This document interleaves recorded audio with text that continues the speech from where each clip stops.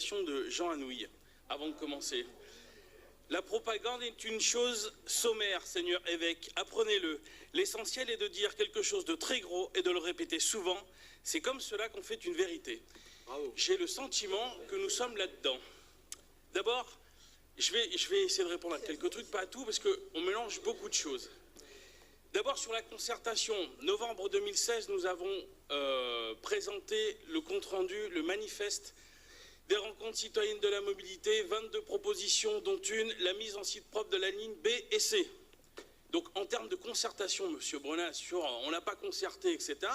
On a fait 1 an et demi de concertation avec les populations, 5000 personnes touchées, des débats mobiles partout. On a rendu les rencontres citoyennes de la mobilité dans lesquelles il y avait la mise en site propre des lignes B et C, avec une interrogation sur le bus à haut niveau de service ou le tramway. Donc on était, en termes de concertation, je pense qu'on a fait ce qu'il fallait.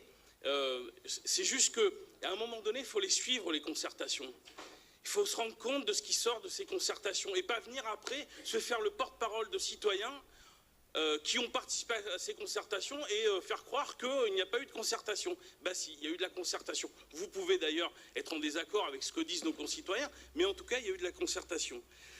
Alors, Madame Duvert, moi j'ai un peu de mal à comprendre, parce qu'en début de conseil, vous nous aviez dit on fait des études, ça ne sert à rien les études, puis maintenant il faut des études, mais en fait, il n'en faudrait pas parce que ça nous coûte cher. Eh bien oui, il y a un moment donné. Alors, si vous êtes des techniciens spécialistes des transports, tant mieux pour vous, moi ce n'est pas mon cas. Donc, avec 15 mètres, alors on le savait, hein, si on le savait, mais on va faire confiance à ceux qui ont fait des études et dont c'est le boulot pour nous dire si oui ou non on peut faire quelque chose pour passer le transport. Oui, ça va coûter, mais c'est... sauf que sinon, on enlève toutes les personnes de l'agglomération, tous les techniciens, tous ceux qui savent, et puis on dit on va décider nous ici, hein, parce que nous on est super bons, on est omniscient, omnipotent. Enfin, franchement, oui, il faut faire des études pour savoir si c'est possible ou pas, évidemment, évidemment. Et c'est à la lumière de ces études que nous devrons prendre nos décisions. Parce qu'on mélange tout dans ce débat, mais tant pis, pour une fois qu'on parle de transport, allons-y. François l'a dit, mais sur tous les tons, je ne sais pas comment il peut le dire plus que ça.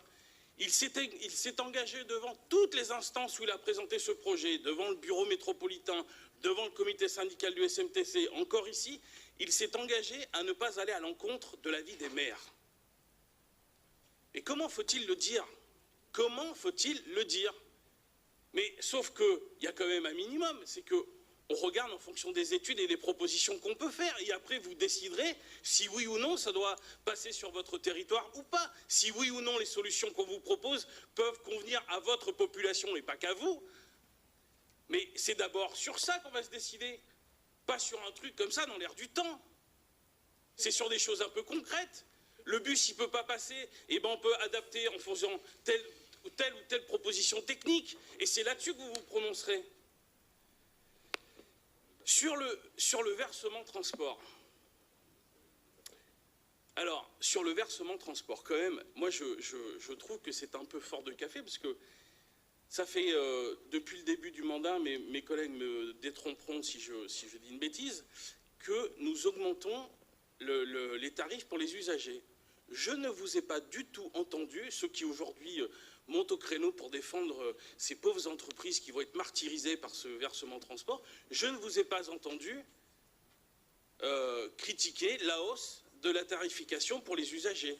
Je crois même être le seul à m'être opposé à ça. Oui, toi tu t'es abstenu, moi je n'ai pas voté cette hausse-là, j'ai voté contre. Et donc, il y a 2 poids 2 mesures, c'est-à-dire que les usagers, eux, ils peuvent payer l'augmentation tous les ans. Par contre, les entreprises, ah là là, pas touche aux entreprises. Oui, mais oui, peu importe. Le versement transport, le versement... Mais arrêtez! Si vous voulez bien vous écouter, mes chers amis, comme je le fais moi-même.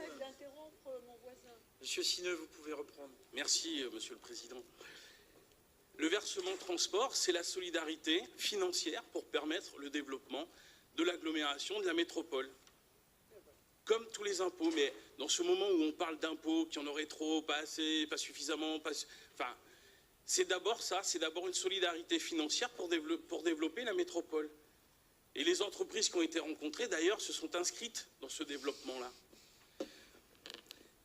Moi, je me souviens qu'on a eu le rapport, enfin le rapport d'orientation budgétaire, le débat d'orientation budgétaire, parce que ça a changé. Le débat d'orientation budgétaire. Nous avons été quelques-uns à alerter sur le besoin de financer plus le budget du SMTC.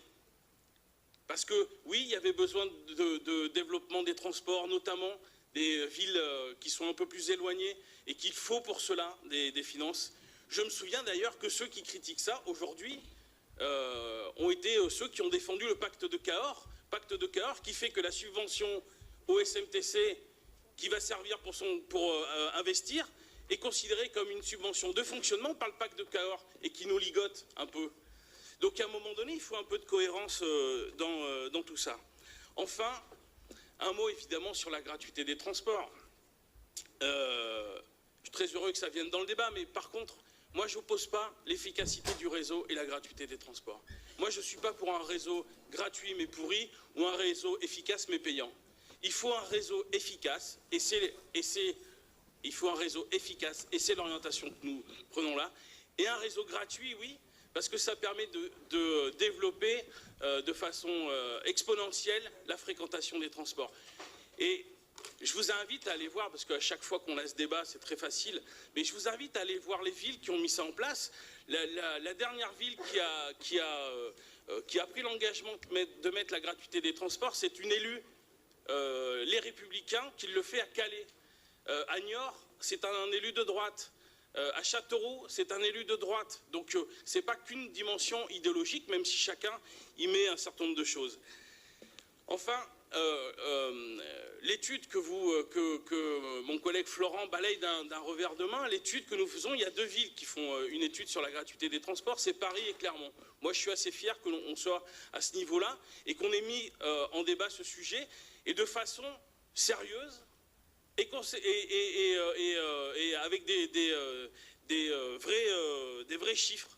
Oui, nous allons voir ce que ça produit, un passage à la gratuité totale et partielle, et nous pourrons débattre non pas simplement sur les intentions que les uns et les autres y mettons, mais avec la réalité des chiffres, de ce que ça coûte et aussi de ce que ça produit. Parce qu'on parle toujours du coût de la gratuité, jamais de ce que ça rapporte. Et on verra avec cette étude que ça peut rapporter en termes de santé publique, de pouvoir d'achat, d'attractivité, etc., etc. Leurs expérimentations, mais je ne vous ai pas interrompu, cher ami, leur expérimentation des week-ends leur a permis de préparer le passage à la gratuité totale cette année. Et donc, c'est bien